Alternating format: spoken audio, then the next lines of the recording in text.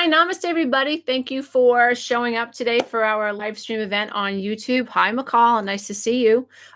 So today, what we're going to be talking about is how to integrate with the divine inner child. And I hope my microphone is working. It looks like it is. Um, and this can be very confusing for a lot of people, especially when they start waking up and they begin to realize that perhaps they weren't mothered or parented the way they could have or should have been. And they begin to recognize that, oh, this is where that hole in my heart is coming from. This space within me that makes me feel so empty, this hollow feeling. Yes, it's the attachment trauma, in my humble opinion. It is the lack of bonding that you should have and or could have experienced when you were a child. So the first thing we have to do is we have to recognize that if there's a hole in our soul, so to speak, or if we feel disconnected, then that just means that that is something was missing. So we have to understand that we feel like something's missing because something really is. So we're not crazy because we feel like something's missing, right? So people who have grown up in healthy homes and they've been witnessed and validated, and they feel like they're good enough. And McCall, dear one, I know you're on the call. If you look above my head, above my picture, that's the boomerang you gave me, dear one, from Australia, that I proudly display in my home office. So I just wanted you to know that, McCall. Love you very much. And so it's important. So many of us don't trust how we feel, right? We struggle with trusting how we feel. And yet our guidance is everything. And it's divine. It's just so awesome.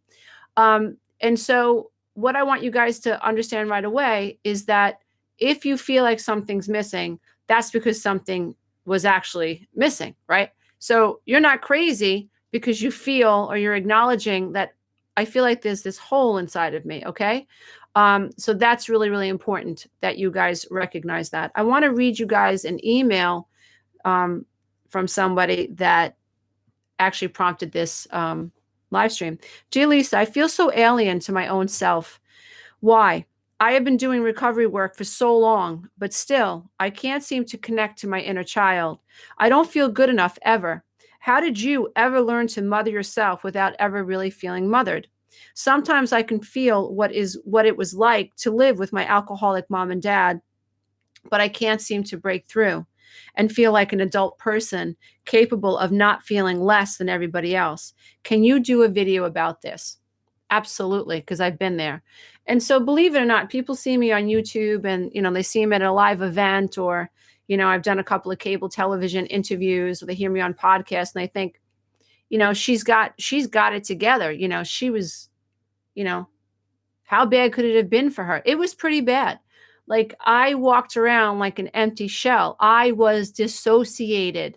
I was not connected to myself at all, at all. I felt alien like in my own skin. I felt foreign to myself. There were days that I thought, I'm crazy. Like, does anybody else feel like me? Does anybody else feel like a shell of a person? I mean, I'm smiling, I'm animated, I think that I'm here, but I felt so empty inside. And as I did my recovery work, I realized that that's because the relationships that should have filled me up didn't. The relationships with the people that created me, that were supposed to ground me to Mother Earth, that were supposed to ground me to space and time, that were supposed to make me feel valid, were insufficient. They just didn't do what they were supposed to do. In fact, the relationships that were supposed to make me feel like I was real were shattered. They were highly dysfunctional. Unfortunately, the way I was raised by very unaware people, I was actually taught that I was nothing. And my psyche began to turn on itself. And I think that's where a lot of my autoimmune issues began to show up in my life, with asthma to migraine headaches to stomach issues to eczema. So this is what I started to experience later on in life. And so those of us who've come from narcissistic backgrounds or alcoholic backgrounds who never had our parents connect to us, we have to understand that that makes us feel like we've been dropped off on planet Earth without our mothership. Okay? It does feel like you're an alien. It feels unnatural to be part of the human race, but to not have been nurtured, right? So to be human, right, in the fullest sense, to feel connected to people and to yourself, right, as a human being, you would have had to have felt connected with or to. It is not your fault if you did not experience that connection. It is not your fault that if, as an adult, you're walking around disconnected from yourself and having a difficult time connecting to other people. This is all a symptom, okay? But what happens inside our head is we have these feelings and then we merge with them and we think we are those feelings, okay? So we feel disconnected, and then what we do is what I call, and it's not a psychological term, but it's my term and I use it, with my clients and in my videos and whatnot. But then we layer. So I feel disconnected from myself. The girl next to me looks happy. Immediately I have this childlike thought, right? That her life is so much better than mine, right? I create a story around how happy she is at home and how everybody's so happy in her life and about how she's just got the perfect life. I create this story in my head. That's what children do. Because, dear ones, when children feel a certain thing, what they do in their brains is they create a story to justify their feelings. So if she looks happy, right, the child's brain says because she's good. If she's happy, it's because she's got everything that I don't have. The brain it's sort of like the brain asks a question, well, how come she's happy? Well, because she's pretty, or because her mommy loves her, or because her life is perfect. The brain just fits in an answer that makes the most sense based on a person's level of awareness and age. So when I was little, I looked out into my experience, and my dad had brown eyes, my brother had brown eyes, my mother had blue eyes, and my sister had blue eyes. Well, I was the odd man out because I had green eyes. So when I was little growing up and I'm watching my family dynamics, I'm thinking that must be the reason I'm out, right?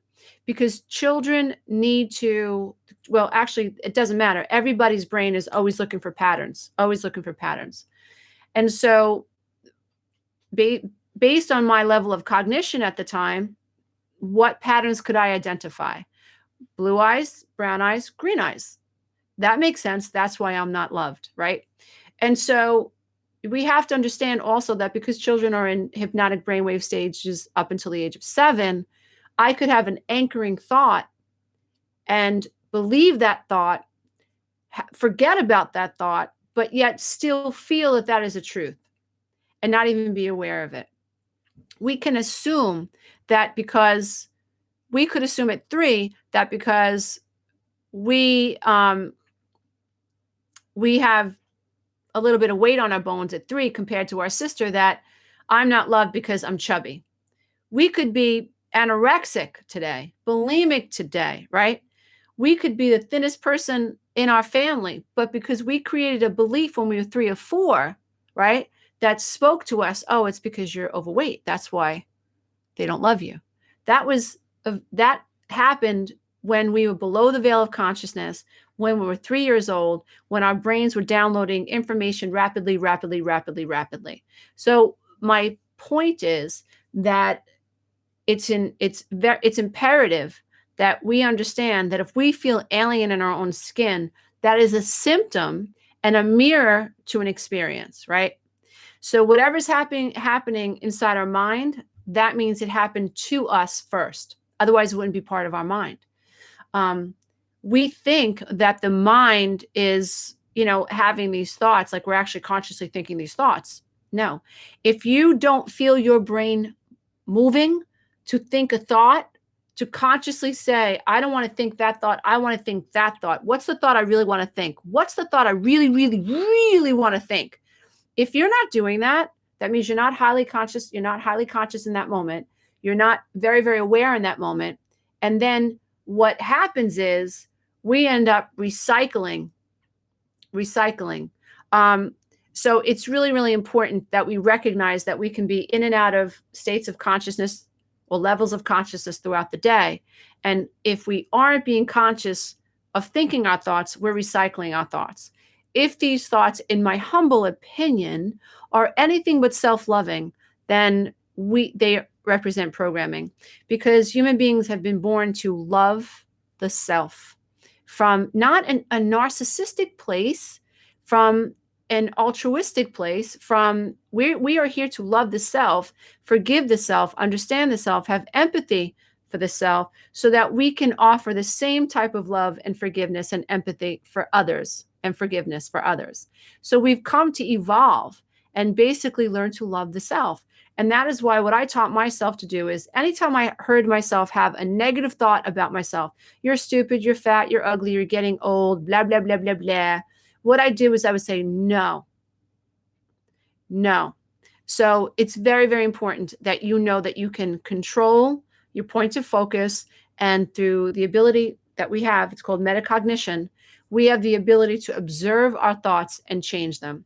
Getting back to self-alienation, if you feel like an alien in your own skin, I want you to understand that you came to planet Earth, and two Earth beings, at least one Earth being, was supposed to make you feel valid and seen and loved and like you were a member of the human race, that you were a member of planet Earth. That is what would have helped you feel connected as a human being and connected to the earth and connected to other people. When you experience this tribal, I call it a tribal rejection or a tribal alienation, that feeling gets impressed and stamped within you, even though you can't talk. You're an infant. An infant is a genius. An infant knows, a newborn knows whether or not they are in a healthy environment or an environment that is conducive to their survival, and when they're not. A newborn child has the ability to know when they are in a conducive environment for survival and when they are not. How do they know that? Because their brain, their amygdala, is programmed with particular default settings. A newborn knows when it's cold and when it's warm and when it's too hot. A newborn knows when it is hungry and when it is not. A newborn knows when it is tired and when it is not. A newborn knows when the environment is toxic and when it was not. How? Loud noises startle newborns, right? Newborns need to be touched and to be loved and nurtured and connected to. When these things are not happening, there's a fussing of the system. Freud called it tension. I call it anxiety. I call it out of alignment. That all the newborn being knows is that I'm out of alignment. This isn't good. Danger, danger, danger. No cognitive words are being strung together, right? But this newborn knows this is not right. Now, if that continues and that's not rectified, what we have is a human being that's been bloop, dropped on planet Earth, that is not being taught how to feel like a human being. A human being's what? A human being has empathy. A human being has the ability to flow feelings and understand other people. Human beings use language, right? Human beings feel connected to other human beings, right? This is why we're here. They feel connected to the self, right? I'm hoping that the planet is shifting towards this consciousness of, I love myself and therefore I love you. In you, there I am, and in me, there you are. And we are one, right? All this nonsense about color and race and religion and political lines, it's all nonsense. In my opinion, it's all ways that the powers that be seek to divide the human race. In my opinion. Why? Because if you can divide a race, you can control at least one part of the population of the race, right? You can get them to buy whatever you want them to buy. You can get them to vote any way you want them to vote. That's just my opinion. So a lot of people who don't have pure intentions are out when human beings come together and they actually seek resolutions and they actually understand where the other person is coming from and they seek to meet people halfway rather than control the whole kit and caboodle, right? That's just my shtick on that. So if you feel like an alien, that's not your fault. And in my opinion, that's an indication that you came to planet Earth. And when you were supposed to be loved and nurtured, this is how we do it. This is how we love one another. This is how we speak to one another. This is your brother. This is your sister. This is how, we relate. I see you. I understand your feelings. It's a mother and father's job to attune themselves to their children.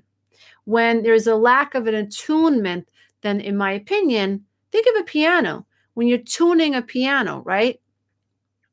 The children have to be tuned. So that means they have to be tuned into, right? Children who are not being tuned into are tuned out from the self. So for me to experience myself, I have to I needed to feel like my mother attuned to me. There was no attuning to me. So there was this disconnect, right?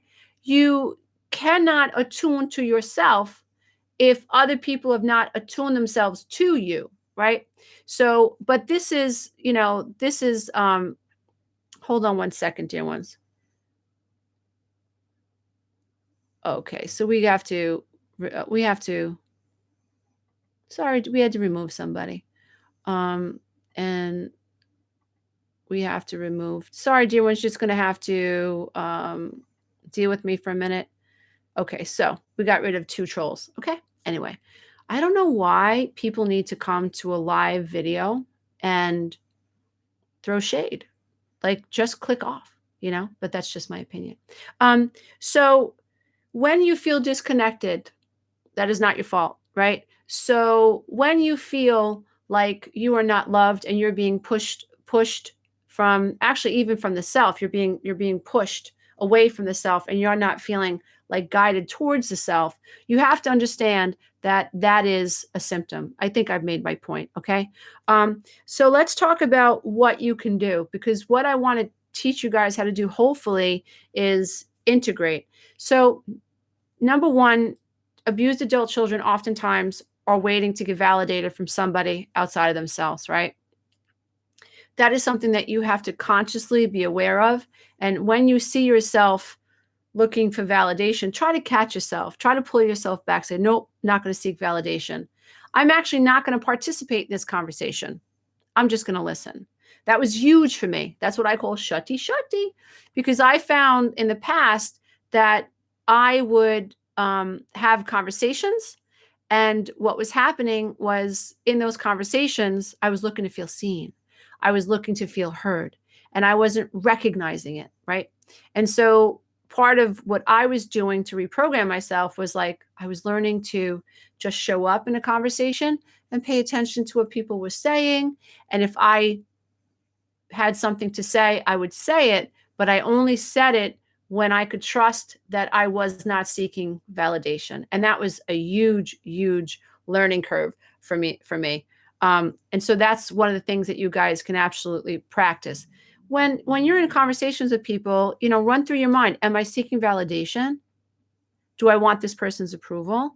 And if you hear yourself saying yes, remind yourself that you don't need that person's approval. So we're going to try to help you merge more with the inner child. And this person was asking me, how did you ever learn to mother yourself after never really feeling mothered? Great question. A lot of my clients ask me that too. So we have to recognize that what I did was I just did a side-by-side analysis of what a healthy family gets, or a child from a healthy family, what their experience is versus what an unhealthy child family dynamic is. And what I began to do was plug in or give to myself from a higher state of awareness that which I did not receive. So every child needs to feel validated. Every child needs to feel attuned to. Every child needs to feel witnessed. Every child needs to know that they are enough. Every child needs to feel nurtured, literally tactile stimulation. Every child needs to feel protected, right? And so I knew that I was going to have to some way reverse engineer myself so I could feel validated and witnessed and protected and all that wonderful stuff. And so, but here's the thing, what kept showing up in me was shame. And what happened was, as I began to feel shame, I would shut down. And I was like, I got to beat this somehow. I got to beat the shame. So I realized that beating the shame wasn't the same as, wasn't really what I was trying to do. What I was trying to do, what I needed to do was to validate the shame, like I would validate the shame of one of my children. If one of my children were experiencing shame, what I would say to them is, of course you feel that way, and this is why. Of course you feel not enough, or of course you're worried about that. Think about when this happened. That's probably why you feel that way. So the first line of business is we want to validate the shame. You don't want to push it back. You don't want to layer it. Again, I call it layer it. When you feel shame and you go into that space, we literally kind of become a baby again. We begin to go into the fetal position. When you think about somebody who is feeling shame, I mean, in my mind, that's what I see. I see this. I see the person is reverting back into becoming this infant again, powerless, right? I think about that also. I think that that's taking place in the amygdala. That's where all the shame and the patterns associated with shame are being stored. So what we want to do is we want to pay attention to that. So shame could actually cause us to recoil.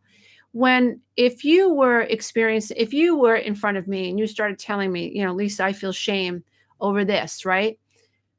What I would say to you is, of course you feel that way. You felt shame after having that conversation because you never felt enough. And every time you opened your mouth, your parents shamed you, or your sister shamed you, or there was triangulation, or you've lived with a woman who's called you crazy your whole life, your whole marriage, or you've lived with a man who has called you crazy your whole life, your whole marriage. Of course you're experiencing shame. Of course you're worried when you leave a conversation and you begin to ruminate about, the conversation that you just had. That happens so often. If you've been an abused adult child, you have a conversation with somebody at the grocery store, you're in your car, you're like, oh, I should have said that. Oh, she probably thinks I'm an idiot. Oh my gosh, she's probably going to tell this one and tell that one. I shouldn't have said this. I should have said that. That's all shame. And that's all because when you were a child, you were never taught to just be yourself. And that if people talked about you or said bad things about you, that's not on you. That's indicative of their lack of character. And when that shows up in your life, rather than allow it to pull you down, take note of it. Wow, I told her something in confidence, or wow, she's out on social media, outing me, talking smack about me. Like, what does that say about her? What happens is abused adult children, they go down the rabbit hole. When we get attacked, it cripples us. It's like somebody takes a hold of our root chakra and squeezes it. And we are this powerless 3-year-old that feels disconnected from everybody that we know, right? And so it's important that you understand that whole experience needs to be shifted. That has to be reframed, and that has to be reprogrammed. That takes time because we have all this neural circuitry, right, designed to, make us feel less than. So it's going to take time. So the first thing that you want to do is, when you start to feel shame, is you want to acknowledge it. You want to imagine that the most nurturing, loving mother is acknowledging the shame. What you can do also is imagine that the shame represents the inner child. That's what I do all the time. If I start to feel shame, I'm like, wow, shame is something that would happen to me. Whereas guilt, I might have guilt over yelling at the dog or yelling at my kids, or cutting the old lady off at the grocery store. I might have guilt, and that guilt can actually help me make a better decision next time. But shame is entirely different. Shame means I am unworthy. Guilt says, my behavior wasn't up to par. My behavior wasn't in alignment with who I really want to be, right? And so it's important that you recognize that shame is debilitating and that has to be healed. And so think about a small child coming to you and telling you that she's ashamed. How would you confront this child? What would you offer this child? And then you have to offer that dialogue to yourself. It might be helpful to do this in a journal. So I am ashamed when I feel shame when I think this, I feel shame. When my mother or my father or my sister or my husband or my boyfriend or my girlfriend says this, or my friends or my boss said this, I felt shame, right? So then what you want to do is on the other side of the page is you want to imagine what kinds of words would the most loving, nurturing human being say to a little child that was feeling that way. And then that's the kind of new self-talk that you have to program your mind with. So the first thing is surrender. The second thing is validate how you're feeling, validate the shame of the inner child. Of course you feel that way. It's not healthy to ever tell a child you shouldn't feel that way. You're wrong for feeling that way. It's not healthy to tell a friend you shouldn't feel that way. That is invalidating and re-traumatizing. It is not healthy to tell yourself or to tell someone you should love this person. That's re-traumatizing. Or you should not feel this way. It's re-traumatizing. We have to get past this fear of feeling exactly how we feel because we feel it, right? So I've had, people say to me, "Oh, you shouldn't feel that way." And it's like, I said, you might as well tell me not to have green eyes because I feel that way. Okay? I feel that way. So, I've caught myself coming from a very loving place saying to my kids, "Oh, you shouldn't feel that way." But now I'm like, "Oh, Lisa, that's invalidating. She feels this way." Validate how she feels. Hold that space for her. And so that's what we have to learn to do for the self. And the more we do that, the more we're integrating with the divine inner child. But here's the thing, in my opinion, it's like 3 levels. So we have to validate the shame of the inner child, right? And we do that in the conscious field. So the first layer is the shame of the inner child. The second layer is the conscious field, where we're acknowledging the shame of the inner child. And here's where, the money step is. The money step is the third level of consciousness. Call it the divine entity that you truly are. So it could be, for me, I think of it as the divine feminine. And as of lately, when I think about how I protect myself, I think there's a divine male in me too. I'm part my dad. I'm part my dad, I'm part my mom. We all are. We've both been mixed by male and female cells. So we have both within us. And I think that when we are balanced, when we've found the ability to nurture from the divine feminine and protect from the divine male, we're balanced. Our energy is balanced because I can be extremely nurturing, but when I have to protect myself, I can protect myself. And I don't mean I go out in the street and beat people up. I just mean I set a boundary. I acknowledge a red flag. I say namaste. I don't want to feel this way, but I do. And you and I are no longer in alignment for whatever reason. And that's okay. It just means we belong on 2 different fields, or we're on 2 different fields of energy. And I need to go this way. You need to go that way. And that's okay. I'm not judging you, my brother or my sister. This is just the way it is. And so I've been able to balance that out. And so what we're trying to do is acknowledge the shame of the inner child from the conscious plane. That's where most people, I think they underappreciate the value of consciousness, right? I don't think that people spend enough time, understanding that your ability to flow your focus, FYF, your ability to observe your emotions, metacognition, your brain, there is such a thing called neuroplasticity, which means you actually can grow your brain, right? You can actually create new wiring. I think in 500 years, maybe 100 years, this is where psychology is going. This is where therapy is going. We're going to try to help people understand why they feel the way they feel. We're going to help people understand what an emotional trigger is. We're going to help people understand that how they're feeling are symptoms. They're just symptoms. Um, and they're all valid, because if you're feeling it, it's a mirror to what happened. Everything is a mirror to what has happened. Our matrix is a mirror to what's happened to us in our past. The way we feel is a mirror to what happened to us in our past. I just did an interesting post for my membership site, and it's about water. And water reflects everything, right? And you are mostly water, right? So, and think about the vibrations, right, that you are emitting every day and all day. And think about the patterns those vibrations are creating in the droplets of water that make up your human body. Just think about it. And then think about the reflective nature of water and how water reflects everything. And then we look out into the matrix and we don't like what we see. And we're blind because the ego has us thinking that we're in control, right?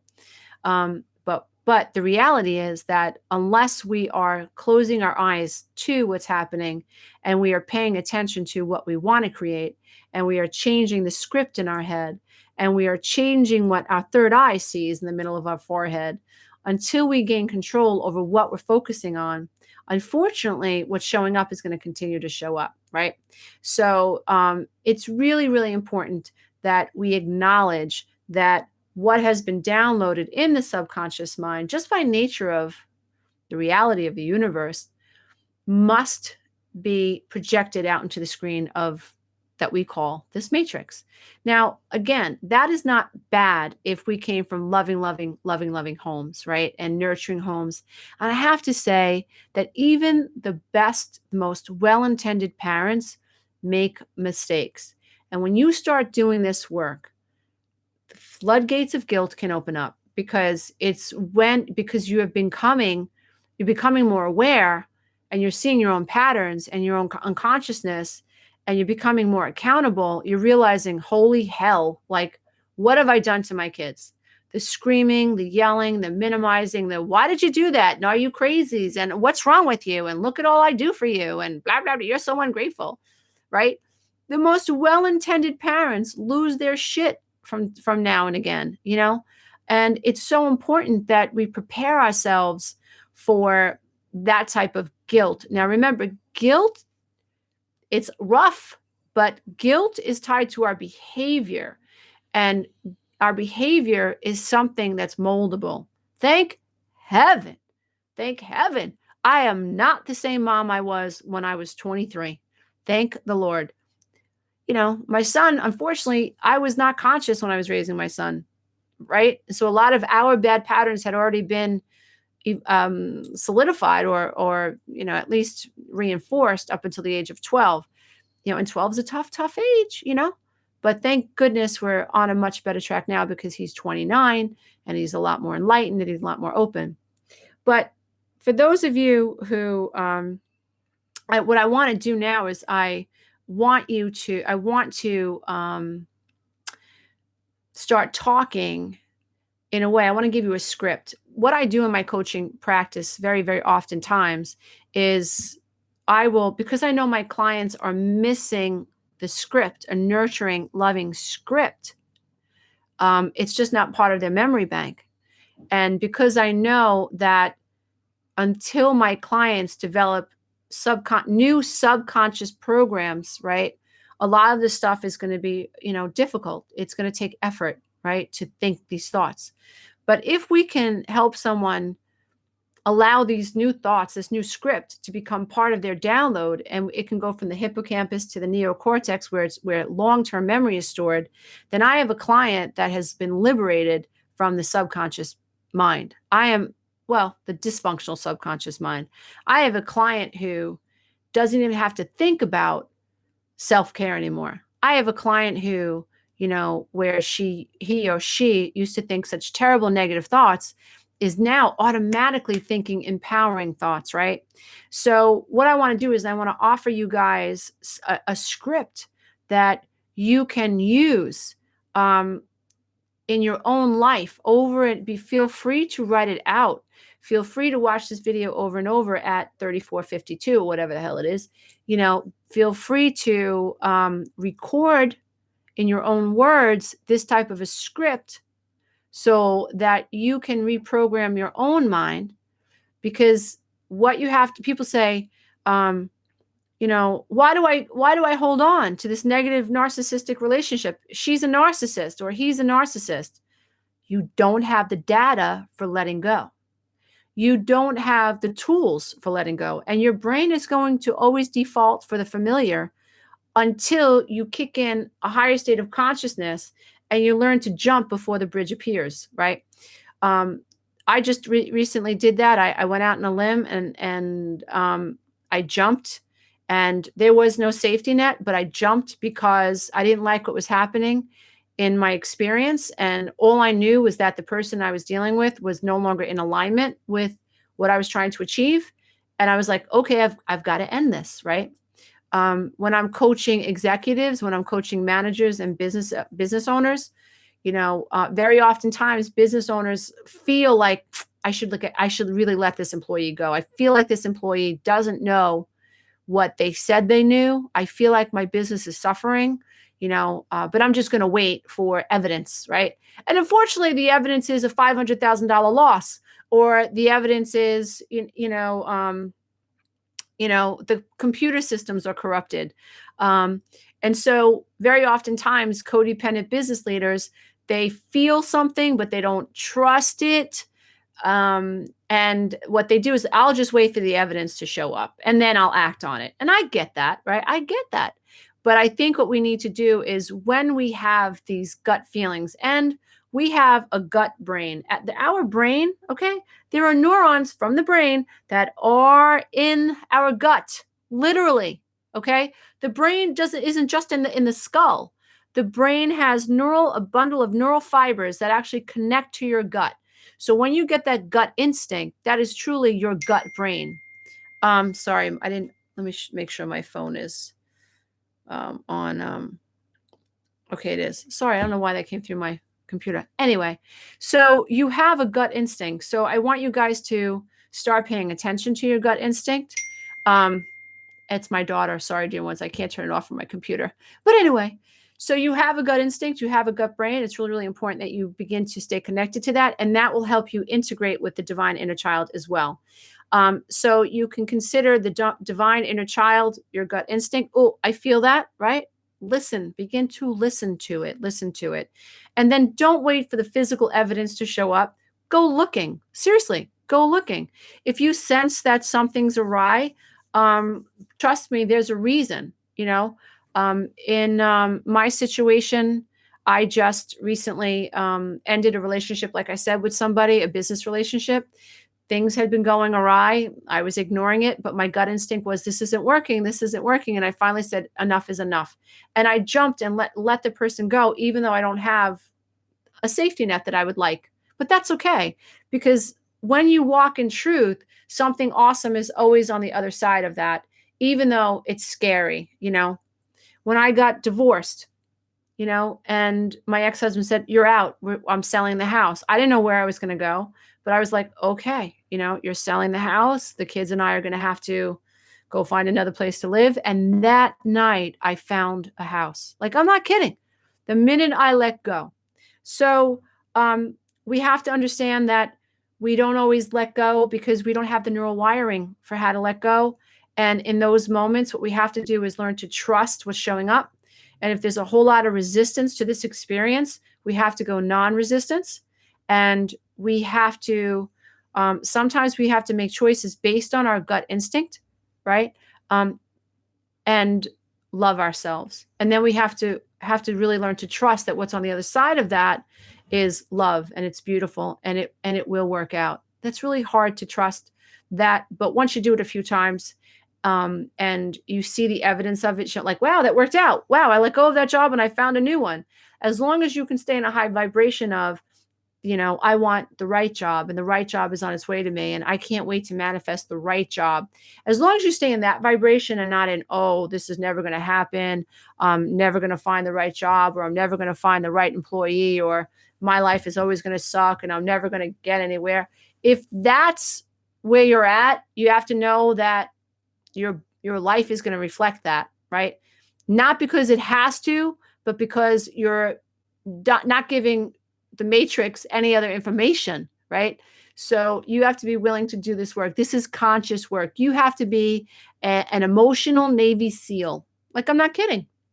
You have to be a psychological ninja. You have to be a conscious Navy SEAL, right? You've got to push it forward. You've got to force yourself to think a new thought. You've got to write a new script. So let me offer you some of the things that I think you should, a loving mother or a loving divine female or male energy would offer somebody who is in a shame attack. It sounds like this. Of course you feel ashamed. Of course you're worried. Of course you ruminate. Of course you worry that you're not good enough. Look at your past. No one's ever made you feel like you're good enough. Of course you feel disconnected from the self. No one ever connected to you. Of course you don't believe that you're worthy. No one ever made you feel like you're worthy. Of course you don't know how to feel your feelings. No one ever attuned themselves to your feelings. Of course you feel like an alien on planet Earth. When you were here, when you were supposed to be attuned to, you weren't. When you were supposed to be pulled in and loved, you were being pushed away. When you had feelings, they went ignored. When you spoke up, you were hit. You were abused. You were chastised. You were humiliated. You were triangulated. When you went to school, you were bullied. Of course you're afraid of being bullied today. Of course you feel small. Of course you feel inferior. This is the way you felt when you were a child, but it's not the way you were supposed to feel. What was supposed to happen is you were supposed to be lifted up. Your tribe was supposed to pull you in. Your tribe was supposed to make you feel like you were good enough. Your mother and your father were supposed to protect you. You were not supposed to be sexually abused. That's a violation. You weren't supposed to be hit. You weren't supposed to be glared at. You weren't supposed to be exposed to sex at an early age. You were supposed to be treated like the divine angel and gift to this planet that you really, really are. It is not your fault that you were treated like you were nothing. It is not your fault that your mirror neurons to the self have not been turned on. It is not your fault that you don't feel good enough. It is only your programming. Your mind is going to do what it's been programmed to do. That's your environment. All children are programmed, and that includes you, and that's not your fault. And it wasn't supposed to be this way, but it was. It was. Of course you feel this shame, but it's not your shame. The shame is valid because that's how your inner child felt. And all children who don't feel loved feel shame. All children who don't feel accepted feel shame. All children who don't feel loved think that other children are better than they are. All children from dysfunctional homes, alcoholic homes, sexually abusive homes, verbally abusive homes, homes where children are treated with indifference. All of those children, every single one of us, compare our lives to the lives of other children. Of course, as an adult, you're still comparing yourself to other people. Of course, in your mind, everywhere you go, you compare yourself to other people. That's not your fault. That is actually what the mind does. But here's the thing, dear one. Here's the thing. You are a divine human being with a consciousness. And if you can master your consciousness, you can change the vibrations and the subconscious programs, and you can create any reality you desire. Now, you have to be patient because this is a time-space reality. This world is subject to time and space. If you become a really, really, really, really masterful creator, a master of your emotions, a master of your vibrations, you will absolutely, from time to time, experience instant manifestation. When you get to a point where your vibrations are resonating with such a high frequency, you can have a thought, wow, I really like that. The phone will ring, and there's that thing that you wanted. Or, I would really like to experience that. The phone rings, and before you know it, you're experiencing that thing. I'd really like to go to that Cher concert. And you just forget about it. You're in a high frequency. You're at a park walking your dog. You will bump into an old friend who says, I have Cher tickets, but I can't go. Boom, instant manifestation. So, what we have to understand, as I hope you guys are understanding, is we have to change the script. We have to change the inner dialogue. And for those of us who have been ruminating with this negative dialogue, just know that's the way it is for everybody because we're all been brainwashed. You're not crazy, right? So Frankie just said it's about surrender. You're absolutely right. You know, when I'm coaching in my masterclass, I tell people the first thing that you have to do is surrender to the laws that govern this universe. And part of why I want to work with abused adult children is because I feel that they need the biggest push, meaning when you have been abused in childhood, you do not know that your subconscious mind has been programmed and brainwashed to recycle a bunch of bullshit. Okay? That's the truth. And you don't know because all men are born asleep that as an adult, the life that you've constructed for yourself is a result of the bullshit template that somebody else created because you were a child and you were innocent and you were powerless to the people that were hitting you and minimizing you and criticizing you and judging you and labeling you and abusing you in god awful ways. You were powerless. And in that powerless state, your mind was subjected to awful, awful ideas about yourself. And you assumed responsibility for it. That's where the shame comes in. It's my fault that this happened, right? No, it's not. No, it's not. The shame is there. Hopefully, some of you are crying and you're releasing and you're getting goosebumps and you're feeling the release of the shame. Honor that little child's experience. Imagine yourself. I have a picture of myself as a little girl. It reminds me that I was enough and she didn't deserve to feel like she wasn't enough ever.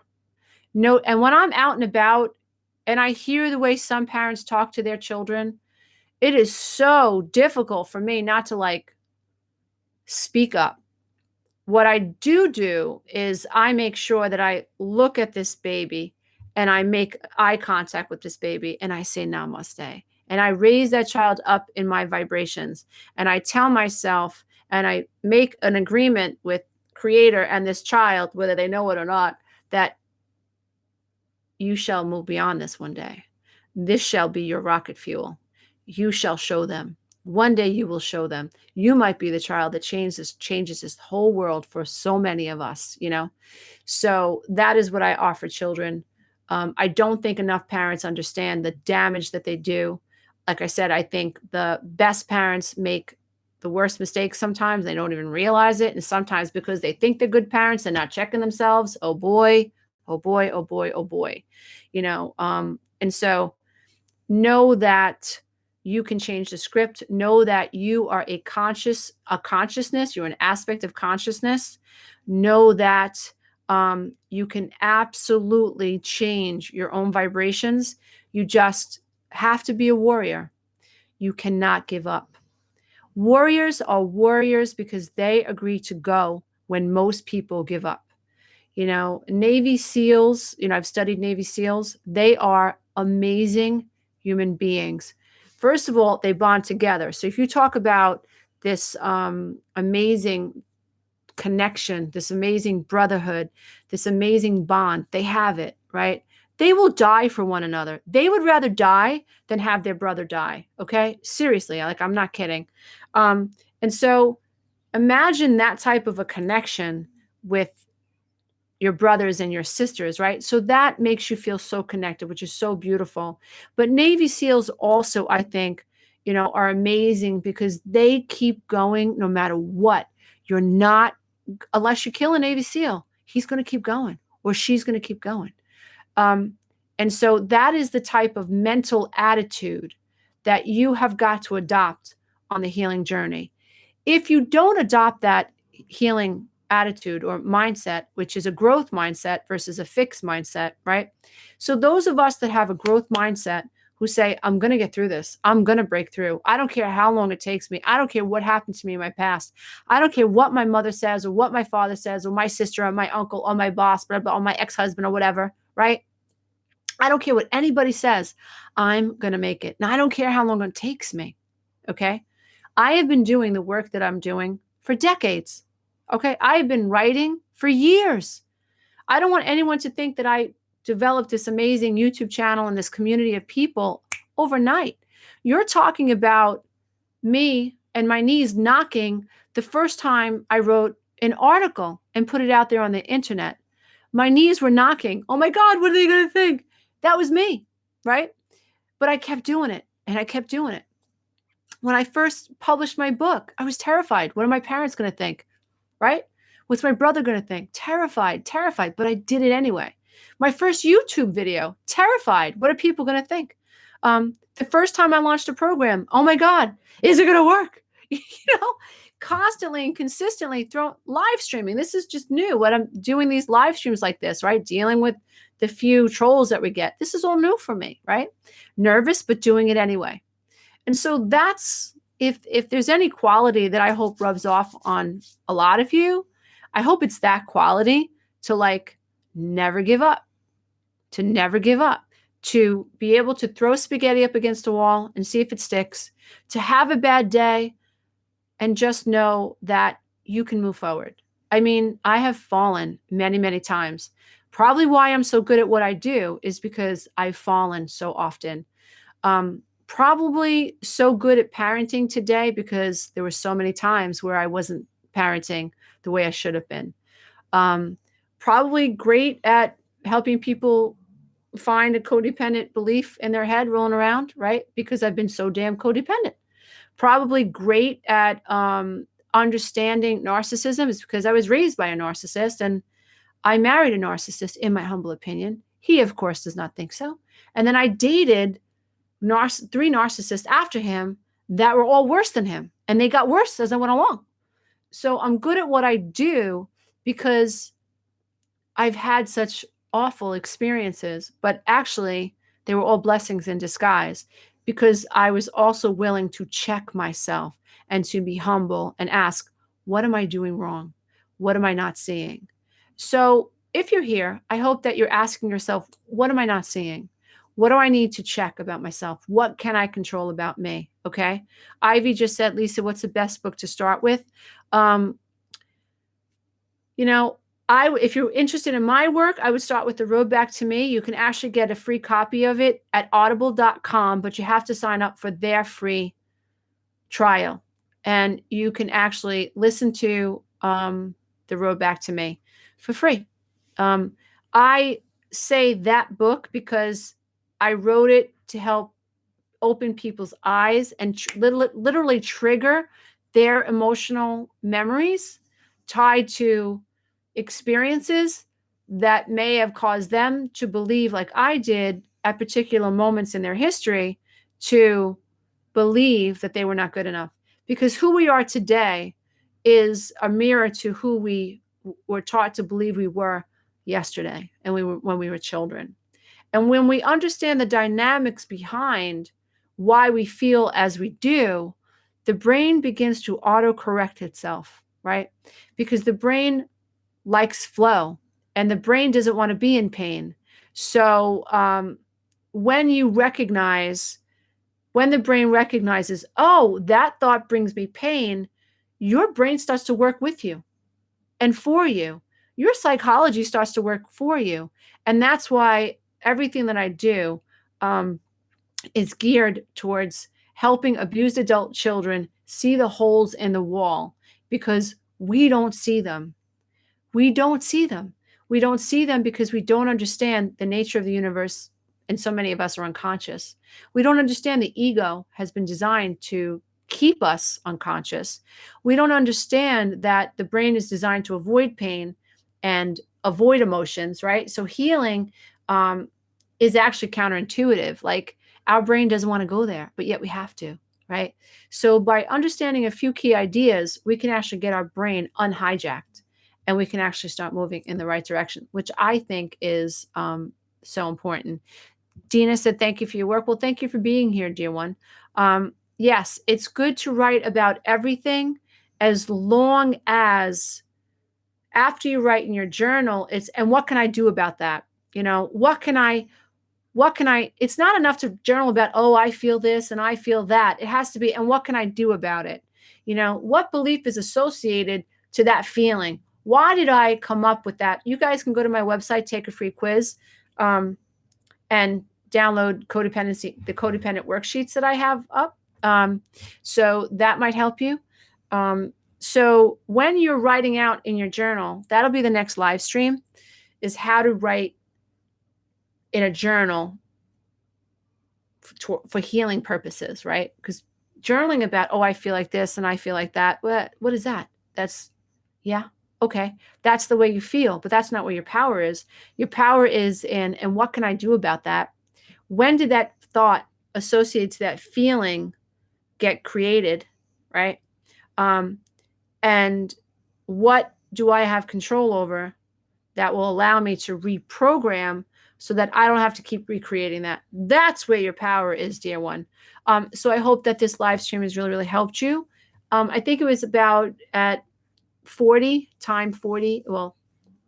minutes that I actually began to give you guys the script.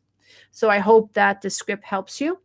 I hope that you understand that your brain is just void of that type of talk. And the more that you create a new script in your mind, the better you will be. Someone just wrote, I'm now teaching my son what NPD is. I think that's smart, but I also think that the best thing that we can teach our children is how to love the self, how to set personal boundaries, how to understand that it's totally fine that other people don't agree with us all the time, not necessary to fall apart. You don't have to worry and ruminate about what she said and what he said. You are enough. It's totally okay not to agree with somebody, and it's just as okay for them not to agree with you. You are enough, and you are here to find people that you jive with. If you're a peacock, go find another peacock. If you're a peacock and you've bumped up against a bull, and don't try to cozy up to the bull if it don't feel right. Just accept that it doesn't feel right. Namaste, namaste, Mr. Bull, but I'm a peacock. I'm not judging you because you're a bull. I'm just acknowledging that your vibration is different than my vibration. And I prefer to hang out with people that, want to do the same kinds of things that I want to do. Maybe I want to hang out with people who aren't negative and who don't make fun of me every time I open my mouth. Maybe I want to hang out with people that I can actually trust. Maybe when it comes to being, the owner of a company, I want to hire people that actually can do what they say they're going to do. Maybe as the owner of a company, I want to know that I can trust my employees. Maybe as the owner of a company, I want to know that my employee is gonna want to work as hard as I do. That's your right. If you're a manager or you own a company, that's your right.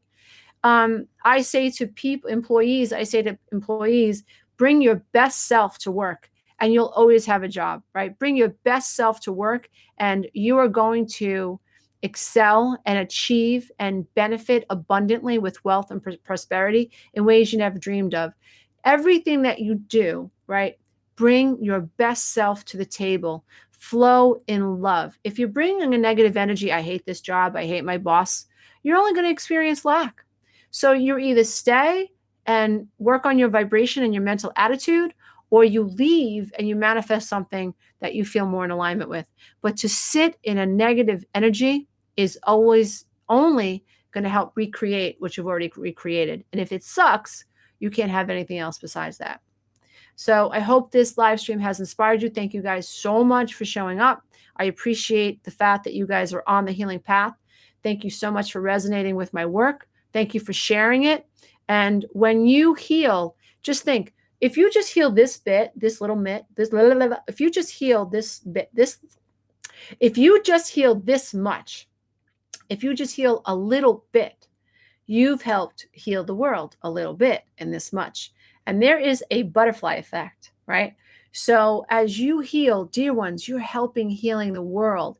And all you have to do is stand around people in your new energy and they will benefit. And I think that's really, really cool. So namaste, dear ones. I bow to the love and the light that is absolutely in you. Namaste.